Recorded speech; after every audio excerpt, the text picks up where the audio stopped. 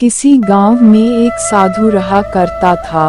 वो जब भी नाचता तो बारिश होती थी, अतः गांव के लोगों को जब भी बारिश की जरूरत होती थी तो वे लोग साधु के पास जाते और उनसे अनुरोध करते कि वे नाचे, और जब वो नाचने लगता तो बारिश जरूर होती। कुछ दिनों बाद 4 लड़के शहर से गांव में घूमने आए। जब उन्हें यह बात मालूम हुई कि किसी साधु के नाचने से बारिश होती है तो उन्हें यकीन नहीं हुआ। शहरी पढ़ाई लिखाई के घमंड में उन्होंने गांव वालों को चुनौती दे दी कि हम भी नाचेंगे तो बारिश होगी, और अगर हमारे नाचने से नहीं हुई तो उस साधु के नाचने से भी नहीं होगी।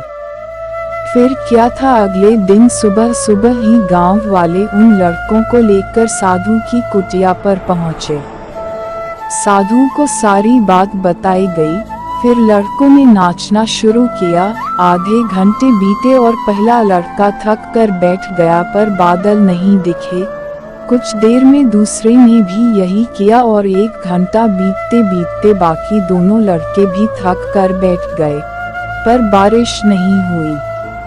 अब साधु की बारी थी। उसने नाचना शुरू किया। 1 घंटा बीता, बारिश नहीं हुई। साधु नाचता रहा। 2 घंटा बीता, बारिश नहीं हुई। पर साधु तो रुकने का नाम ही नहीं ले रहा था। धीरे धीरे शाम ढलने लगी कि तभी बादलों की गड़गड़ाहट सुनाई दी और जोरों की बारिश होने लगी। लड़के दंग रह गए और तुरंत साधु से क्षमा मांगी और पूछा, बाबा भला ऐसा क्यों हुआ कि हमारे नाचने से बारिश नहीं हुई और आपके नाचने से हो गई? साधु ने उत्तर दिया, जब मैं नाचता हूँ तो 2 बातों का ध्यान रखता हूँ।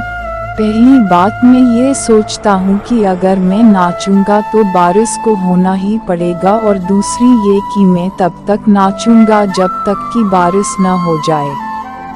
फ्रेंड्स, सफलता पाने वालों में यही गुण विद्यमान होता है। वो जिस चीज को करते हैं उसमें उन्हें सफल होने का पूरा यकीन होता है, और वे तब तक उस चीज को करते हैं जब तक कि उसमें सफल ना हो जाएं। इसलिए यदि हमें सफलता हासिल करनी है तो उस साधु की तरह ही अपने लक्ष्य को प्राप्त करना होगा। अगर आपको हमारा स्टोरी पसंद आया हो तो वीडियो को लाइक, कमेंट, शेयर करें और चैनल को जरूर सब्सक्राइब करें। धन्यवाद, प्रणाम।